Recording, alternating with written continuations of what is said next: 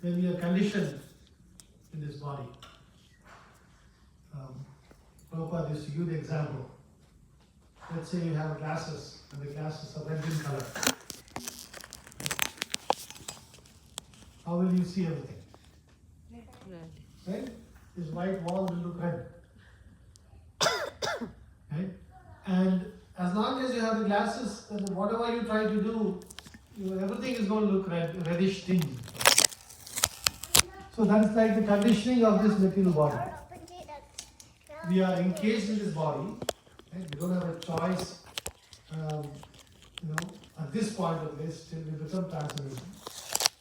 And this engagement will create a certain set of conditions. For example, in this life, in this situation, I have a body with a male gender. Somebody has a body with a female gender. And so, there are certain conditions imposed on a living entity who is stuck in these different bodies. Right? By default, a conditioned soul in a male's body, his eyes are designed at a certain age of their life. Right? Once you reach puberty, the Shastras explain that how this world is considered a Durga. Durga means a jail. Then the question is, it is the jail, huh? Where is the bars? How are we conditioned? I don't see any bars anywhere. How are we in a jail? The Shastras say that the attraction to the opposite sex is the jail that all living entities are put into. And so, a living entity put in a man's body, when they reach a certain age, they have a natural attraction to the opposite sex. And because of that, the whole samsara gets started. They have an advantage and a disadvantage. And in different ashramas of life, there is a value to that. Right? There is brahmacharya. Brahmacharya, even though we know that by natural inclination I am attracted, I say no, there is a time for that, which is the grahastha ashrama. And so you restrain and you concentrate on studies and character building. And then in the grahastha ashrama, ages 25 to 50, majority of the people take the grahastha ashrama, marry, and there are some with the Vedic system, there are some enjoyments in a particular ashram and there are some sacrifices. Right? Now in the grahastha ashrama, the sacrifice is one should bring up children nicely in a sanatana dharma so that they become responsible citizens for the society. Right? And then takes different ashrams. So I was giving an example of a conditioning. Here Krishna is telling, because of this conditioning, sometimes you might commit some mistakes. But you should be careful about, one, judging a person too quickly. Because as long as they're continuing to take the medicine properly, they're all in a disease condition. We should have compassion. At the same time, one should not take advantage of this and say, no, I'm chanting, so I can do all kinds of nonsense. Krishna only said, sadhureva samantavyaha. That is why in our Shastras, there are very nice examples given of both compassion being shown and also strictness being applied, which become lessons for us to learn and to be careful. There's actually one story of Vishwamitra, sage Vishwamitra. He was initially a Kshatriya, but he wanted to become a Raja Rishi, so he does a lot of tapasya. We all know of his, fall down with Menaka and Shakuntala being born from that. There's another part of Vishwamitra's story it is said that there was once a very big famine after he had become a rishi. There was, he was, living in the forest, and naturally, when the rishis live in the forest, they depend on whatever comes of its own accord. The fruits, vegetables, these things are available in the forest. But there was no rain for months on end.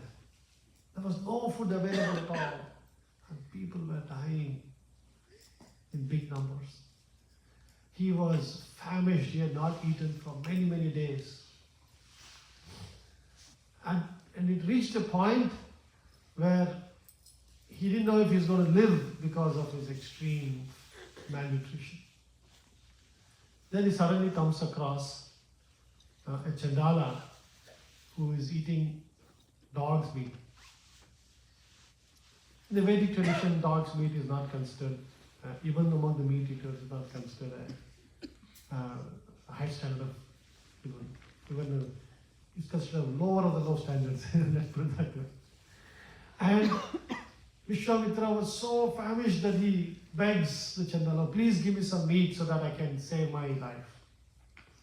The Chandala is like, oh, Vishwamitra, you're such a great sage. What is this you're asking me to do? This is the wrong thing. He still insists. And at that time, Vishwamitra eats that meat. And then later there is a story of how that was a test for him. And still, it was not considered because he had did it under very extreme conditions. And there was otherwise he would have died at that point. And so that was not considered a big fall down. And he reinstated himself back as a big saint, one of the Saptarishis. So this extreme example is there. There is another example, the opposite side. In Chaitanya Mahaprabhu's pastimes, there was once one of his associates called Chota Haridas. This Chota Haridas was a very, very wonderful, divine Kirtan singer. When he would sing, the Chaitanya Mahaprabhu would relish, all the devotees would really relish in his Kirtans.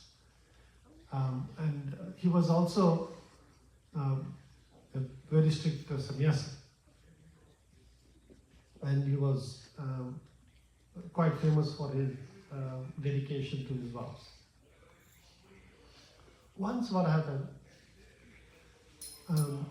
he was sent to go beg for some rice for cooking for Chaitanya Mahaprabhu because he was assisting him at that time. And it is said that he went to the cottage of a widow. Her name was Madhavi Dasi.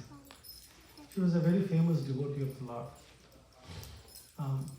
She was very devoted and dedicated to Chaitanya Mahaprabhu's mission.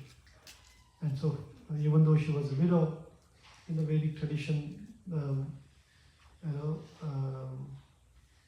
widows were not, in general, part of the normal society and all that. Right? They would take a little back seat. But Madhavi Dasi, because of her wonderful devotion, she was highly respected and this thing. So, but she was a young woman, and she was extremely beautiful. So Chota Haridas once went to beg alms from his house, and he was accepting the rice, and just for a moment, he looked at her in a lusty way. And then he came back and he cooked for Chaitanya Mahaprabhu, and Chaitanya Mahaprabhu was honoring prasadam. And that time, he just for a minute paused and called his secretary, Sarvabhauma Bhattacharya. And he said, who got this rice? Oh, it was Chota Haridas. He says, tell Chota Haridas not to see me from tomorrow. And literally from the next day, he was very strict about it. He said, no, Chotarita should not see me anymore. And devotees were very bewildered because nobody knew what happened. Nobody knew. It was not like, if you think about in the context of all of this, it was not some gross fall down or something that was visible or something. It was just in his mind. And only he knew. Nobody else even knew about this.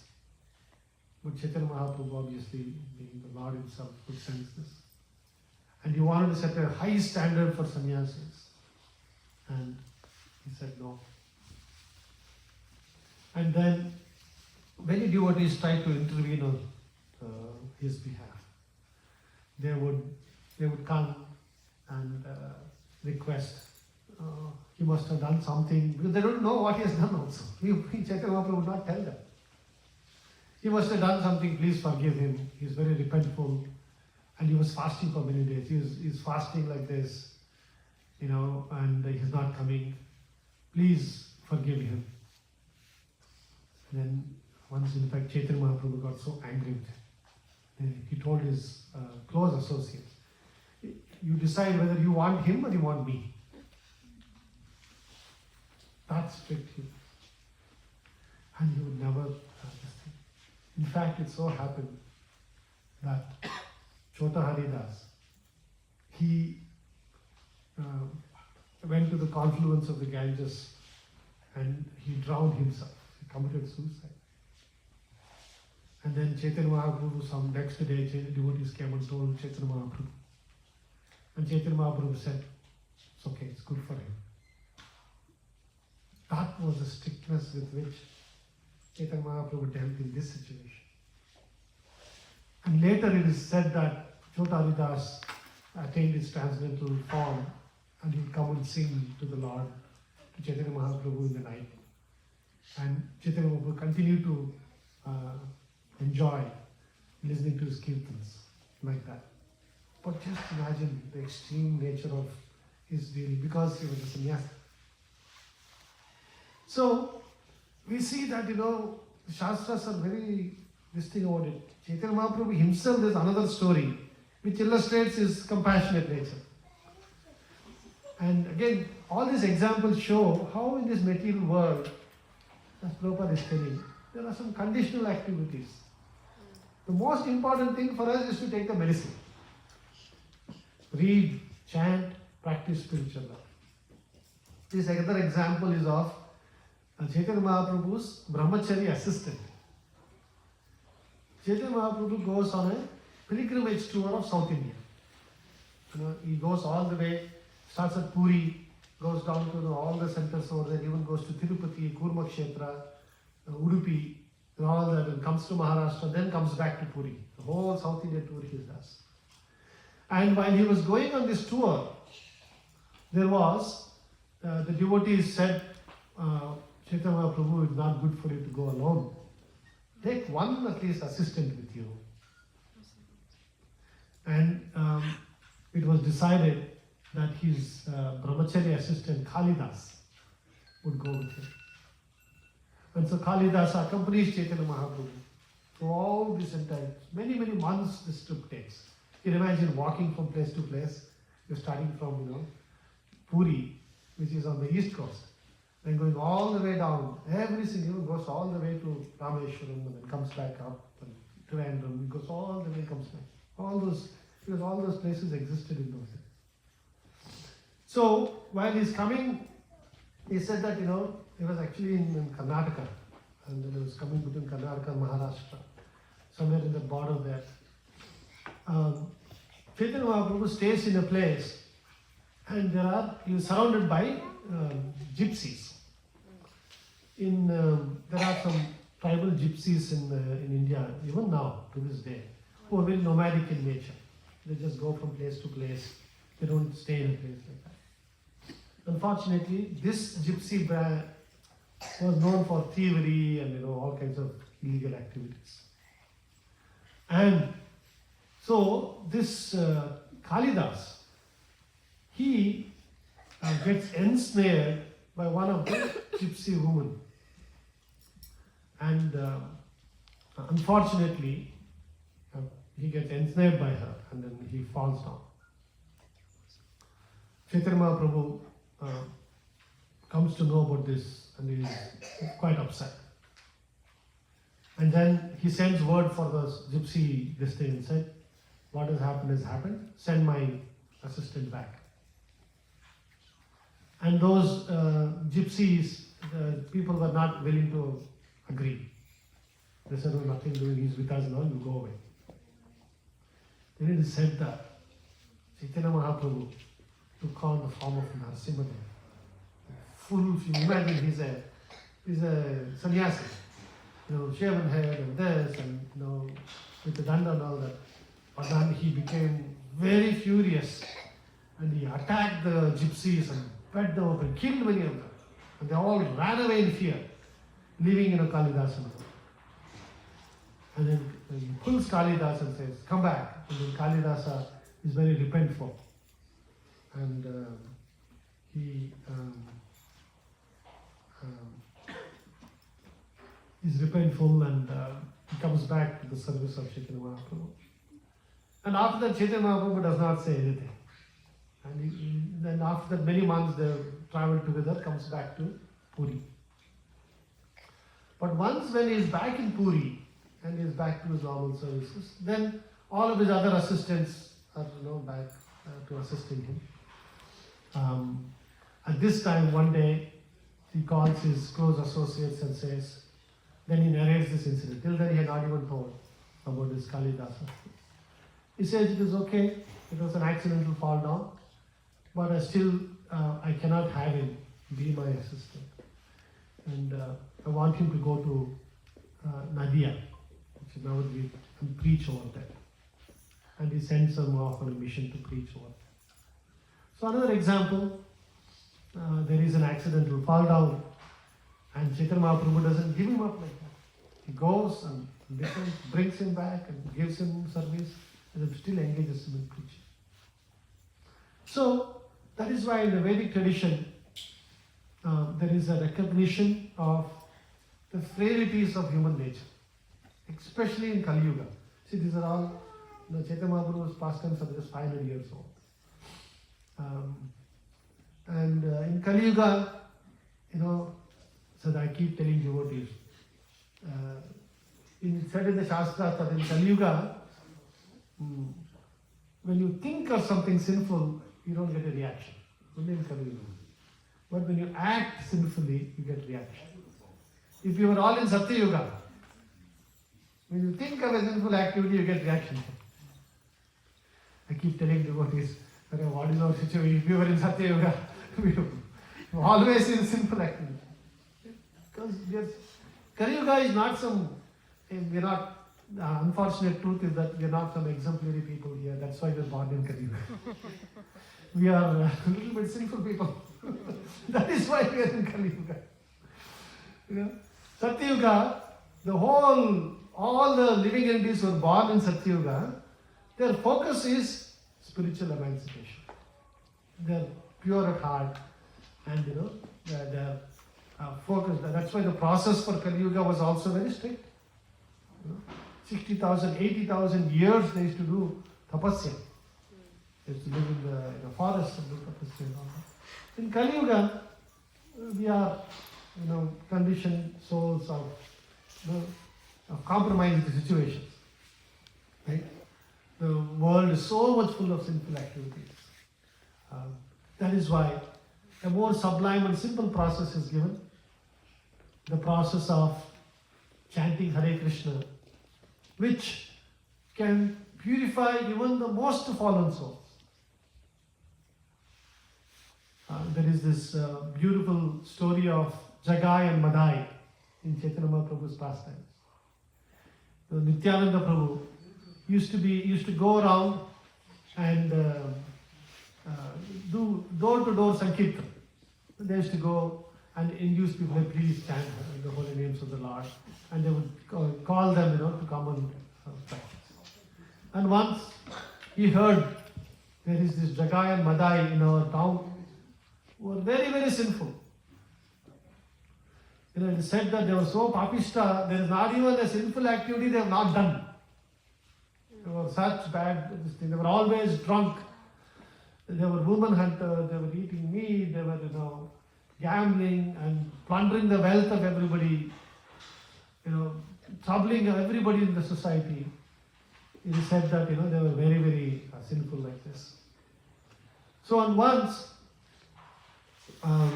Nityananda Prabhu said, "Oh, if these people become devotees, then it will be such a wonderful, testimony to Chaitanya Mahaprabhu's mercy and the power of the holy name. So let's go preach to them." And then they go and say, "Oh, Jagai Madai, please, chant the holy names of the Lord. Why are you doing all this great? Give up everything, and Lord will forgive you, and please take to chanting." Jagai and Madai are so intoxicated, they can't recognize it. And Nityananda Prabhu, Balarama himself, and they're saying, "Hey, you useless fellow, why are you disturbing our drinking? Go away from here." And they still plead, he and Haridas Thakur are pleading, "Please, please chant, please chant." And Jagai Madai gets so angry that they throw the pot of liquor at the head. And that goes and hits Nityananda Prabhu, and blood starts coming out of his head, forehead. And Chaitanya Mahaprabhu, nobody even has to tell him, he feels that, because Nityananda Prabhu is so dear to him. And he becomes so angry. He said that he immediately came to the place and invoked the Sudarshana Chakra and was about to cut off the heads of the guy. And then Nityananda Prabhu begs him and says, "Hey, if you start killing everybody who is sinful, there will be nobody left in Kali. You have to do your Kalki avatar instead of you have to kill everybody. And so, please be merciful unto them." And at that time, Jagai and Madai realize their mistake and fall at the lotus feet and start chanting. And Chaitanya Mahaprabhu forgives them. And it is said that such sinful souls as Jagai and Madai become very, very wonderful devotees of the Lord. So this should give us a lot of hope. If Jagai and Madai can get liberated by chanting the holy name, we also have some hope. But we should take to the process very seriously. And we shouldn't take excuse of this verse and continue to commit sinful activities. Accidental fall down is okay. Because our conditioned nature is, because the modes of nature condition us so much. Sometimes, even though we try, Balavan, Indriya Grama, Vidwan Sapi Karshati, the Indriya Grama, the Indriya means the senses, Grama, the field of this thing, is Balavan Indriya Grama, they're very strong. Vidwan Sapi Karshati, Vidvans means a learned person, can also become entrapped by this. So, one should be, that's why one should be very fearful also. A little bit healthy fear is necessary. That I can fall victim. So we should be this thing. And we should be begging for the mercy of the Lord. Chaitanya Mahaprabhu, just like you saved Jagai and Madai, please liberate. Kill the Jagai and Madai in our heart. Right? Because within our own heart we have goodness, our own heart we have sometimes evil desires, negative desires that we have accumulated over many lifetimes. So one should follow the principles given in the Shastras and depend on the Lord, so that way we can become liberated and worthy of associating with the Lord and His devotees. Because when we become pure and clean, the same, us who is struggling so much in this material world can exhibit our true Satchidananda nature. And we can live exemplary. Okay? So we'll stop here. Over 3-4 minutes. Anybody has any questions or comments about this? We can have some discussions on it.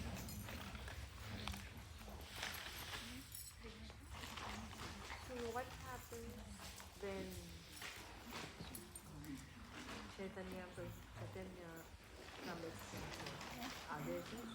or he's beyond all that? Sorry, what happens there? When Prabhu Chaitanya comes, Chaitanya Mahaprabhu is the Supreme Lord himself, who comes down to teach the nature of Bhakti Yoga. It is said that the Lord is he wants to understand, what is this that my devotees are enjoying? What kind of bliss do they enjoy? Because it is said that the devotees of the Lord, when they serve Him, the pleasure that they get is even greater than the pleasure that the Lord gets by being served. Just imagine how the Lord has created this world. So, and then He wants to experience, Radharani's mood and the gopis' moods of serving the Lord. He wants to experience himself that mood. And that's why, Radha and Krishna together come as Chaitanya Mahaprabhu.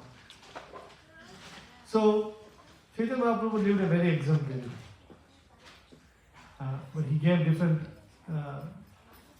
examples in his own life to teach us how to deal with situations. Yeah. He was actually a very strict sannyasi. Because he takes a sannyas at a very early age.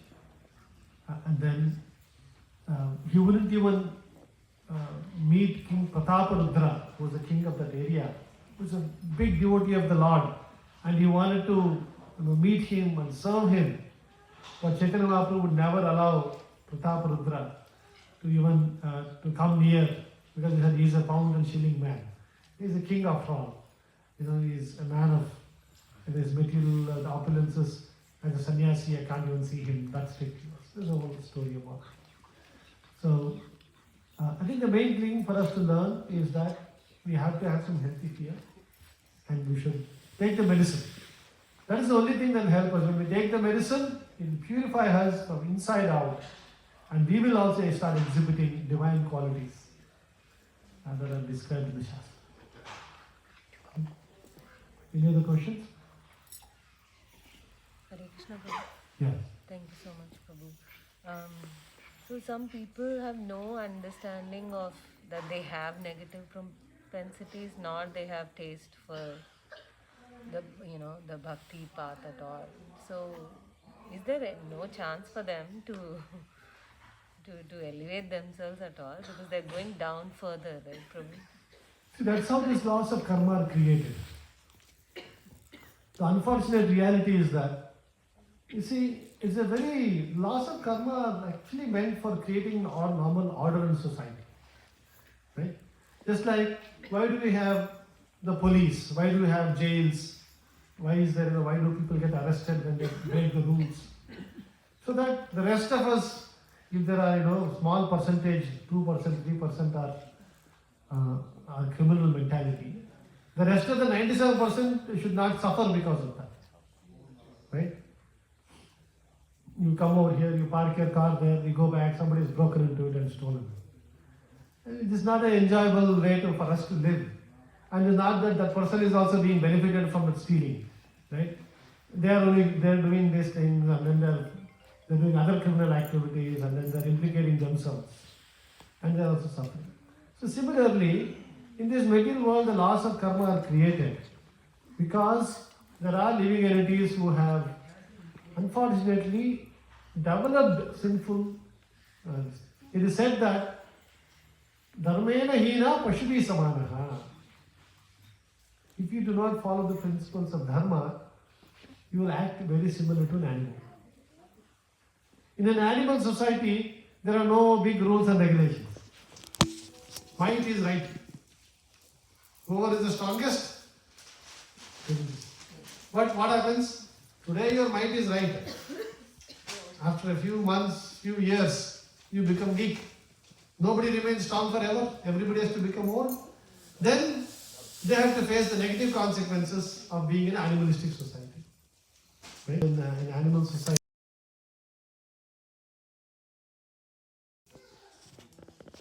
weak, young ones and the old ones. Right? Imagine if in a society, Your older age is meant to be the time for spiritual energy. But nobody leaves you, they'll kill you off and eat you off. It's not a very conducive society for even any kind of spiritual development. So that's what happens. When a person is sinful, they're not able to understand at all. By experiencing that, then they will say, oh, this is not nice. Because everybody ultimately realizes it's not nice. I was this strong lion, I did all these things, I did all this crazy thing, now I have some other hyenas are eating me. It happens. When lions get old, and they are surrounded by hyenas and the hyenas will eat them. Lion. They don't understand it. But by just hearing hyena, just by hearing, they don't have a chant, but if they hear, if they eat prasadam, these kind of things purify even the most fallen souls. And that's why Prabhupada, when he started, only one thing he said, he fed everybody nice prasadam and he made them hear Kirtan. Okay? So that's what we should do. We show compassion on everybody. Okay? So when everybody is drunken and doing crazy things, go give them some prasadam. So hopefully it will help purify. So we'll all chant Hare Krishna so that the Jaga and Mada in our hearts can be quelled and we can exhibit divine qualities. Please repeat after me. Nama Om Vishnu Padaya Om Vishnu Padaya Vishnu Prestaya Bhutale Krishna Prestaya Bhutale Srimate Bhakti Vedanta Srimate Bhakti Vedanta Swamin Iti Namine Swamin Niti Namine Namaste Saraswate Deve Namaste Saraswate Deve Gauravani Pracharine Gauravani Pracharine Nirvishesha Shunyavadi Nirvishesha Shunyavadi Paschat Deshatarine Paschatya Deshatarine Jai Shri Krishna Chaitanya Jai Shri Krishna Chaitanya Prabhu Nityananda Prabhu Nityananda Shri Advaita Gadadhara Shri Advaita Gadadhara Shivasadi Gaura Bhaktarunda Srivasadi Gaura Bhakta Vrinda Hare Krishna Hare Krishna we chant Hare Krishna together Hare Krishna Krishna Krishna Hare Hare Hare Rama Rama Rama Hare Hare Hare Krishna Krishna Krishna Hare